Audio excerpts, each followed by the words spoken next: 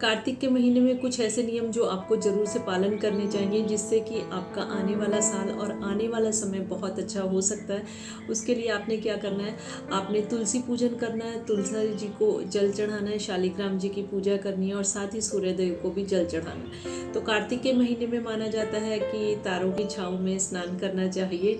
इसका मतलब सुबह 4 बजे उठकर घर की साफ सफाई करके आपको स्नान करना चाहिए और उसके बाद में तुलसी के लिए दीपक जलाना चाहिए और साथ ही शालिग्राम जी की भी पूजा करनी चाहिए।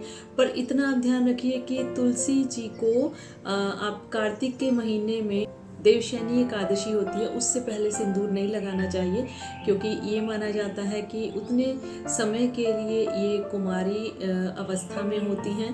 तो जिस दिन इनकी शादी की जाती है शालिग्राम जी से, उस दिन ही इनको सिंदूर अर्पित किया जाता है। और सिंदूर अर्पित करने के लिए जब आप लक्ष्मी जी को जब आप तुलसी जी को सिंदूर अर्पित करते हैं तो आप उनकी जड़ में आप सिंदूर मत अर्पित कीजिए, उससे मिट्टी भी दूषित होती है और पौधे के भी सूखने के चांस होते हैं।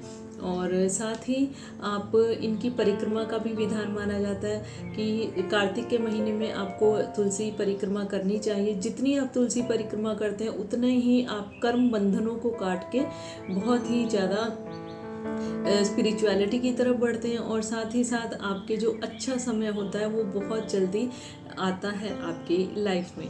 तो आपको परिक्रमा के लिए क्या करना चाहिए, परिक्रमा के लिए आप शुरू में ही आप संकल्प कीजिए कि आप कितने दिन के कितने परिक्रमा कर सकते हैं। मतलब आप 5, 11, 21, 51, 108 कितनी परिक्रमा आप आराम से कर सकते हैं। तो आप उसका संकल्प लीजिए कि आप इतनी परिक्रमा करेंगे और उसके साथ ही हर परिक्रमा के साथ आपको कुछ ना कुछ जरूर भेंट स्वरूप चढ़ाना होता है। मान लीजिए आपने 11 परिक्रमा का संकल्प किया कि आप रोजाना 11 परिक्रमा करेंगे, तो आप 11 तो कम से कम कीजिए। अगर ज़्यादा कर सकते तो और भी ज़्यादा अच्छी बात है। तो आपने क्या करना है, जैसे 11 बादाम ले लीजिए, 11 किशमिश ले लीजिए, 11 कॉइन्स ले लीजिए, 11 चावल के दाने ले लीजिए, 11 मखाने ले लीजिए। क्योंकि जिस चीज़ को लेके भी आप परिक्रमा करते हैं आपके जीवन में उस चीज़ की वृद्धि होनी शुरू हो जाती है। तो रोजाना आप अलग अलग चीज़ों से परिक्रमा कीजिए और फिर देखिए कि आपकी ज़िंदगी में कैसे सुख, शांति और वैभव आना शुरू हो जाता है। तो ये परिक्रमा से आप अपने पुराने कर्म बंधनों को काटते हैं और पुराने जितने भी आपके पूर्व जन्म के पाप होते हैं वो नष्ट होते हैं और आने वाले समय में आपके लिए लक्ष्मी के द्वार खुलते हैं और भगवान विष्णु की भक्ति, भगवान शंकर की भक्ति आपको मिलती है। इसी के साथ कार्तिक के महीने में आपको विष्णु सहस्त्र नामावली, शिव सहस्त्र नामावली का पाठ जरूर करना चाहिए। जिस तरह से सावन के महीने में भगवान शंकर की पूजा के साथ साथ भगवान विष्णु की पूजा की जाती है, उसी तरह से कार्तिक मास में विष्णु जी की पूजा के साथ साथ भगवान शंकर की भी पूजा की जाती है। दोनों एक ही माने जाते हैं। गरुड़ पुराण के हिसाब से अगर हम माने तो जो भगवान शंकर और भगवान विष्णु में अंतर करता है, उनके लिए एक स्पेशल टाइप का नर्क बना हुआ है कि उसको उस नर्क में डाला जाता है। तो आज से ही अगर आपके मन में डाउट था कि भगवान शंकर बड़े हैं या भगवान विष्णु बड़े हैं, दोनों में से एक बड़ा कोई एक छोटा, ऐसा कुछ नहीं है, दोनों ही बराबर हैं। तो इस तरह से आप मान के इनकी पूजा कीजिए। अगर आप भगवान शिव की बहुत ज़्यादा पूजा करते थे पहले और अब भगवान विष्णु की तरफ बढ़ रहे हैं, तो आप बिल्कुल मन में डाउट मत रखिए कि कहीं भगवान शंकर आपसे नाराज़ तो नहीं हो जाएंगे। क्योंकि अगर भगवान शंकर आपकी पूजा से प्रसन्न हुए हैं तभी उन्होंने आपको अपने आराध्य की तरफ भेजा है। तो जिस तरह से हमारी लाइफ की स्टेजेस होती है ना, उसी तरह से हमारी भक्ति की भी स्टेजेस होती है। सबसे पहले जिस तरह से हम हनुमान जी की पूजा करना शुरू करते हैं, फिर जो हनुमान जी अपनी पूजा से संतुष्ट हो जाते हैं और उनको लगता है हाँ अब ये इस लायक हैं कि मेरे आराध्य की तरफ जाएं, तो वो भगवान राम की जो है शरण में भेजते हैं। इसी तरह से जब हम भगवान शंकर की शरण में जाते हैं, उनकी पूजा भक्ति करते हैं, तो वो भगवान विष्णु, भगवान राम और कृष्ण जी की तरफ भेजते हैं। तो कृष्ण जी को पुरुषोत्तम कहा जाता है। जब आप कृष्ण जी की शरण में जाते हैं तो मन में ये बिल्कुल डाउट मत रखिए कि पहले तो हम भगवान शंकर की बहुत पूजा करते थे, अब हम कृष्ण जी की कर रहे हैं, कहीं भगवान शंकर नाराज तो नहीं होंगे। बिल्कुल नहीं। जब आप भगवान कृष्ण जी की पूजा करेंगे तो भगवान शंकर आपसे और भी ज़्यादा प्रसन्न होंगे। और जब आप भगवान कृष्ण की तरफ बढ़ने लगते हैं तो ये कहा जाता है राधा रानी की भक्ति के बिना कृष्ण नहीं प्राप्त होते। तो आप इन बिटवीन की स्टेज में होते हैं, तब आपको ये पता चलता है कि सबसे पहले राधा रानी की तरफ जाइए, तभी भगवान कृष्ण मिलेंगे।